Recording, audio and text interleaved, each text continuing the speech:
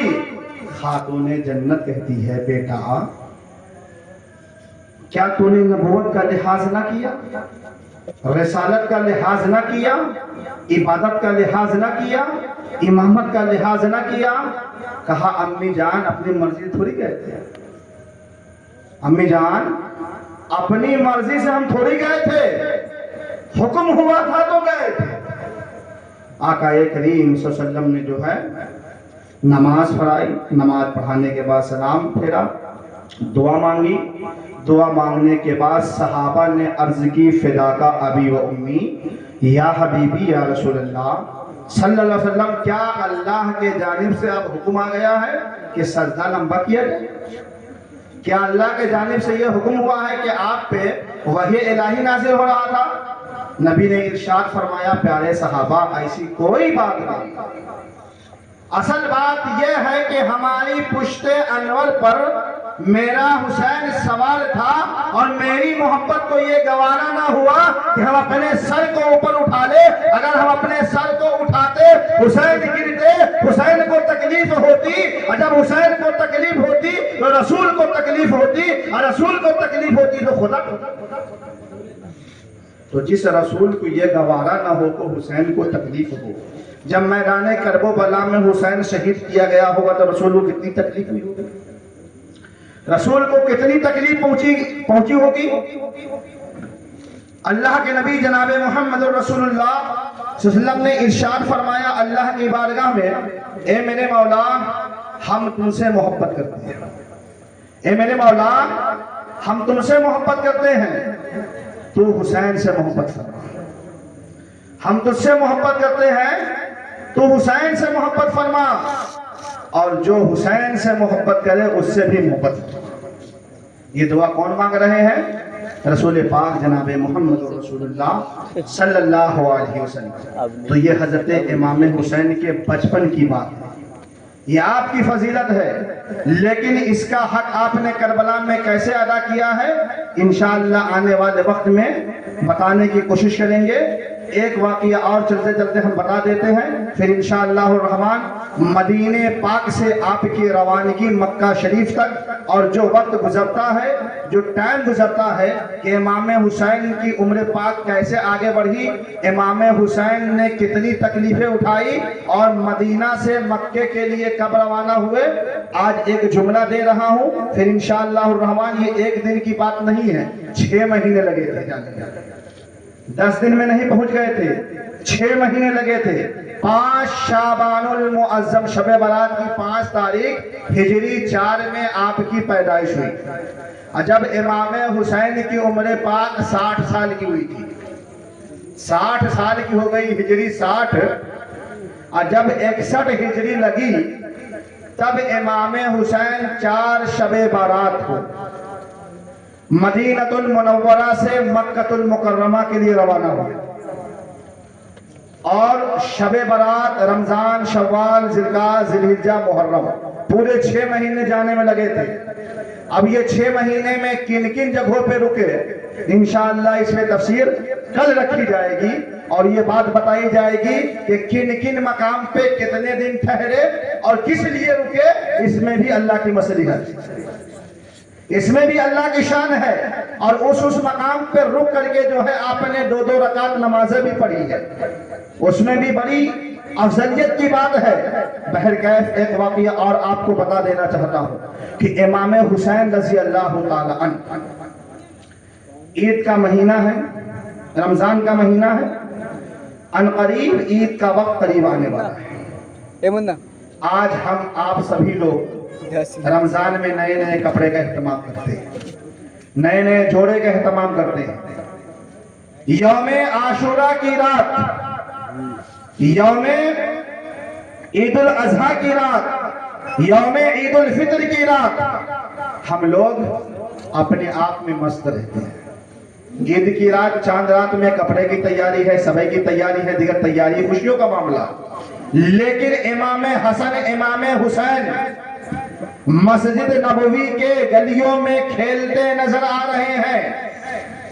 رمضان کی 29 تاریخ ہوئی، चांद निकला, मस्जिद नबवी से ऐलान कर दिया गया कि कल ईद का दिन है, कल ईद का दिन है, कल ईद उल फित्र का दिन है, कल खुशी का दिन है, कल शादमानी का दिन है, कल मुशर्रत का दिन है, कल सुरूरो कैफियो मस्ती का दिन है, कल आपस में मुबारकबाद पेश करने का दिन है, कल आपस में जो है मुआनका और मुसाफा करने का दिन है, कल एक दूसरे से गले मिलने का दिन है, कल एक दूसरे के दरमियान खुशी बांटने का दिन है, कल अल्लाह की रजा हासिल करने का दिन है, कल अल्लाह को राजी करने का दिन है, कल 2 रकात नमाज वाजिब अदा करने का दिन है, कल गरीब और मिस्कीन और मुहताज को मदद देने का दिन है। ये मस्जिद नबी से जैसे ऐलान हुआ, हज़रत इमाम हसन इमाम हुसैन दौड़ते हुए खातून जन्नत की आगोश में आते हैं और आने के बाद कहते हैं, अम्मी जान आपको मुबारक हो, कल ईद होने वाली है। अम्मी जान आपको मुबारक हो, कल ईद होने वाली है। कि आपने नाना जान की मस्जिद से ऐलान नहीं सुना है? खातून जन्नत अर्ज करती है, बेटा हमने ऐलान सुन लिया है, मस्जिद से ऐलान किया गया है कि कल ईद का दिन है, कल खुशी का दिन है, कल लोग नए नए कपड़े पहनेंगे, नए नए लिबास पहनेंगे। अब आका हसन हुसैन ने अर्ज की, अम्मी जान हम लोगों के लिए नया कपड़ा कहां से आएगा, हम लोगों के लिए नया लिबास कहां से आएगा? खातून जन्नत थोड़ी देर के लिए खामोश होती है, फिर इत्मीनान देने के बाद दोनों लालों के सर पे जो है अपना हाथ रखती है, जन्नती हाथ रखती है और रखने के बाद दोनों बेटे को जो है अपनी बाहों में लेती है और लेने के बाद माँ अपने बेटे से कितनी प्यार करती है वो माँ ही का दिल जानता है, वो माँ ही जानती है। हर माँ अपने बच्चों से कितना प्यार करती है वो बच्चा बता सकता है या उनकी माँ बता सकती है। खातून जन्नत फातिमा ज़हरा रज़ी अल्लाह तआला अन्हा हजरत इमाम हसन इमाम हुसैन को अपनी आगोश में लेती हैं और लेने के बाद कहती है, ए मेरे नूरे नजर लगते जिगर, बुढ़ापे के सहारे तुम्हें कल नमाज ईद की अदायगी से पहले पहले नए जोड़े मिल जाएंगे, नए कपड़े मिल जाएंगे। अभी कोई एहतमाम नहीं है, कोई कपड़ा दिया नहीं गया है। खातून जन्नत जो है दोनों साहबजादे इशा की नमाज पढ़ते हैं, फातिह खैबर इशा की नमाज पढ़ते हैं और इशा की नमाज पढ़ने के बाद इमाम हसन इमाम हुसैन फातिह खैबर मौला अली शेर खुदा घर में आराम करने के लिए बिस्तर लगा दिया जाता है। आप लोग आराम कर रहे हैं, लेकिन खातून जन्नत जो है सारे काम से फारिग होने के बाद जो है वजू बनाती है और वजू बनाने के बाद मुसल्ला बिछाती है और मुसल्ला बिछाने के बाद जो है 2 रकात नमाज शुक्राना अल्लाह की बारगाह में अदा करती है और अदा करने के बाद जो है बिनते रसूलुल्लाह खातून जन्नत जनाबे बीवी फातिमा ज़हरा रज़ी अल्लाह तआला अन्हा अब अल्लाह के रहमत के सहारे अपने दोनों हाथ को उठाती है और रब की बारगाह में मुनाजात पेश करती है, रब की बारगाह में दुआ पेश करती है। ए मेरे मौला तू दिल के राज को जानने वाला है, ए मेरे मौला तू हर चीज को जानने वाला है। हसन हुसैन ने हमसे सवाल कर दिया है, अम्मी जान क्या हम लोग कल नए कपड़े नहीं पहनेंगे, नए जोड़े नहीं पहनेंगे? ए अल्लाह तबारक व तआला हमने हसन हुसैन से वादा ले लिया है कि कल नमाज ईद से पहले पहले जो है तुम्हें जोड़ा मिल जाएगा, कपड़ा मिल जाएगा। ए मौला तू जानने वाला है, ए मौला तू देखने वाला है। खातून जन्नत रोटी चली जा रही है, अल्लाह की बारगाह में फरियाद करती चली जा रही है, आंसू की लड़ियां लग जाती है। खातून जन्नत नबी पाक जनाबे मोहम्मद रसूलुल्लाह सल्लल्लाहु अलैहि वसल्लम के वसीले से रब की बारगाह में फरियाद कर रही है। सैयदुल मुरसलीन का वसीला बना करके, अपने वालिद ग्रामी का वसीला बना करके जो है अल्लाह की बारगाह में फरियाद रखती चली जा रही है। आंसुओं की लड़ी लग गई है, यहाँ तक के फजर का वक्त अनकरीब होने वाला है। खातून जन्नत जो है अपने दोनों हाथ को चेहरे पे फेरती है, जब मुसल्ला उठाने की बारी आती है तो क्या देखती है कि जानमाज बिल्कुल तर हो चुकी है। इतना आंसू आपने बहाया था, किस लिए बहाया था? ताकि मेरे दोनों लाल को नमाज ईद से पहले पहले नया लिबास मिल जाए, ताकि ये बच्चे का भरोसा माँ पे बना रहे। वरना ये बच्चे कल होकर के कहेंगे मेरी माँ तो झूठा दिलासा देती है, मेरी माँ तो झूठ बोलती है, मेरी माँ तो मेरे लिए कोई एहतमाम नहीं किया।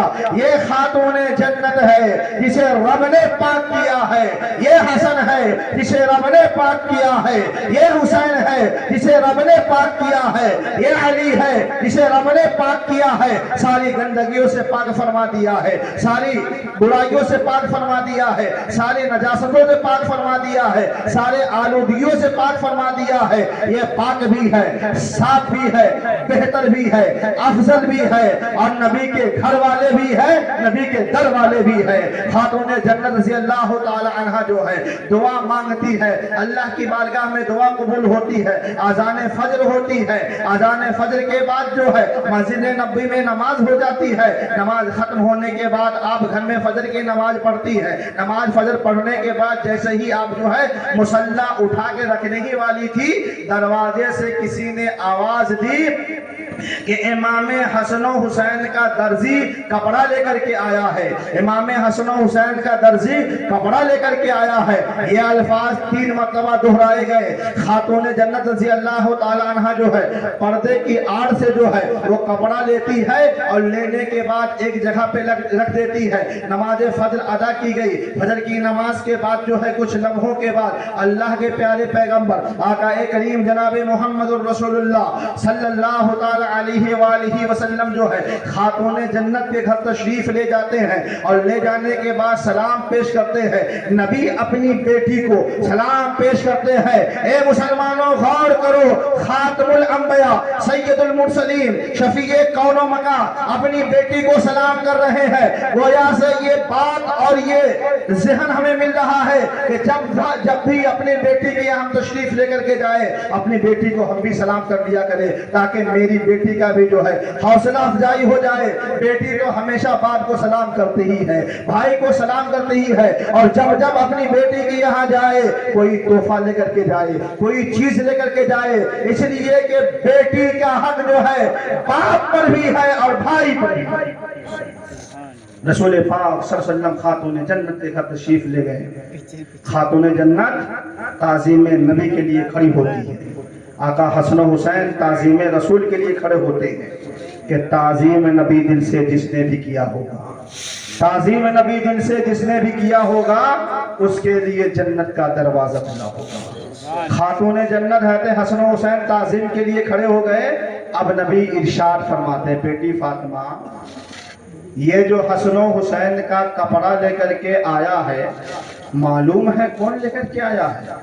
خاتون جنت عرض کرتی ہے اللہ جانے اس کا رسول جانے. سبحان اللہ, اللہ جانے اس کا رسول جانے. کہا جو کپڑا لے کر کے آنے والا درزی تھا وہ کوئی درزی معمولی درزی نہیں, بلکہ وہ سدرۃ المنتہا پہ رہنے والا روح الامین ہے, جبریل علیہ السلام ہے.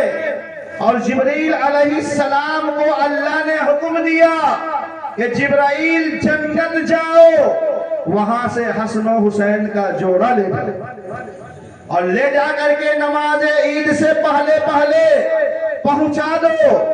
کہا اللہ کے نبی صلی اللہ علیہ وسلم اللہ نے آپ کے وسیلے سے ہماری دعا کو قبول فرما لی اور حسن و حسین کے لیے جنت سے لباس آ گیا. اسی لیے کسی شاعر نے اس مقام پہ کہا ہے کتنا بلند بالا ہے رتبہ حسین کا, کتنا بلند بالا ہے رتبہ حسین کا, جبرائیل لائے خلد سے جوڑا حسین کا, جبرائیل لائے خلد سے جوڑا حسین کا. ہر وقت ہے خیالوں میں چہرہ حسین کا, ہر وقت ہے خیالوں میں چہرہ حسین کا, پڑھتے ہیں جھوم جھوم کے قصیدہ حسین کا. جب تک درود پاک ہے جاری زبان پر, جب تک درود پاک ہے جاری زبان پر, یوں ہی رہے گا نام بھی زندہ حسین کا. تو برادران اسلام, اللہ رب العزت جل وعلا کی بارگاہ میں دعا ہے جو بات بتائی گئی سمجھائی گئی, اللہ پاک ان ساری باتوں پہ سبھی لوگوں کو عمل صحیح کرنے کی توفیق و رفیق عطا فرمائے انشاءاللہ الرحمن.